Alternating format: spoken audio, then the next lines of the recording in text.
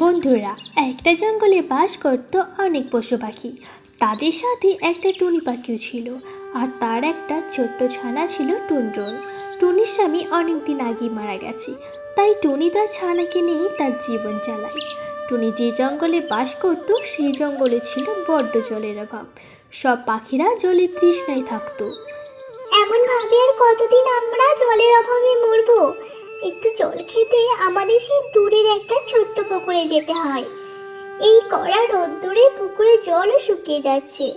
আমরা যে জল খেয়ে একটু জল আমাদের ছানাদের জন্য নিয়েও আনতে পারি না। ওই জঙ্গলে কোনো জায়গায় জল পাওয়া যেত না, তাই জলের কারণে জঙ্গলের পাখিগুলো একটা একটা করে মারা যাচ্ছিল। একদিন টুনির ছানা টুনটুন খুব অসুস্থ হয়ে পড়ে। মা, আমি একটু জল খাবো, আমাকে একটু জল দাও। তুই একটু বস টুনটুন, আমি এক্ষুনি তোর জন্য জলের ব্যবস্থা করছি। আমি এক্ষুনি জল নিয়ে আসবো মা, একটু বস তুই।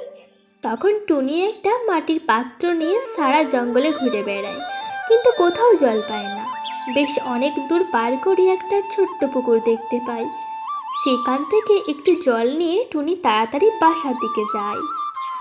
মা টুনটুন, এই দেখ, আমি জল নিয়ে এসেছি। কিন্তু টুনি ঘরে গিয়ে দেখে টুনটুন জলের তৃষ্ণায় মারা গেছে। আমার সোনা জানা, কি হলো তোর? ও টুনটুন, এই দেখ, আমি তোর জন্য জল এনেছি। টুনি খুব কাঁদতে থাকে। এরপর কেটে গেল বেশ কিছুদিন।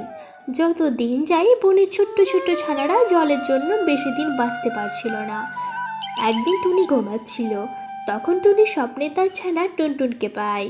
টুনটুন বলতে থাকে, মা, তুমি আর কাউকে মরতে দিও না, তুমি সবার প্রাণ বাঁচাও মা, আমার মতো করে আর কাউকে মরে যেতে দিও না।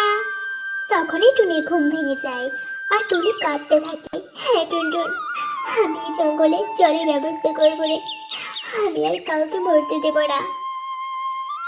তারপরে সকালে টুনি কাঁদতে কাঁদতে ওই জঙ্গল থেকে অন্য জঙ্গলে যেতে থাকে জলের খোঁজে। আর যাওয়ার পথে একটা বড় পাথর পড়ে থাকতে দেখে। টুনি তখন সেই পাথরটাকে দূরে সরিয়ে দেয়, আর পাথরটা থেকে একটা সাথে সাথে জিন বেরিয়ে আসে। হিয়া, কে তুই?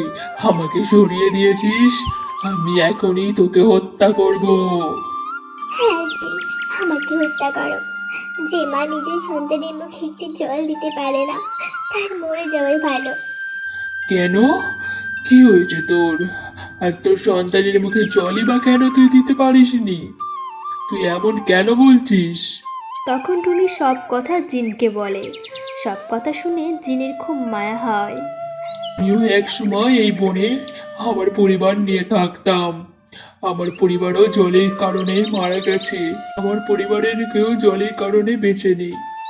আমি এই বনের মায়া ত্যাগ করতে পারিনি, তাই এখানে আছি। তুই কাঁদিস না, আমি তোকে সাহায্য করব। এই নে একটা পাথর। এই পাথর ওপর থেকে এক নিঃশ্বাসে ফেলবি, তাহলে দেখবি ওখানে একটা বড় কুয়ো হবে, আর ওই কুয়োয় জল কোনোদিনও শেষ হবে না। তারপরে টুনি সেই পাথর নিয়ে তার জঙ্গলে আসে। সব পাখিদের টুনি ডাকে। সেই পাথর ওপর থেকে টুনি ফেলার সাথে সাথে একটা বড় কুয়ো হয়ে যায়। তা দেখে সবাই ভীষণ খুশি হয়। এরপর থেকে ওই জঙ্গলে আর কোনো পাখি জলের অভাবে মারা যেত না। এরপর থেকেই সবাই খুশিতে দিন কাটায়। কিন্তু টুনি তার ছোট্ট ছানা টুনটুনের জন্য অনেক কষ্ট পেতে থাকে, আর সবসময় কান্না করতে থাকে।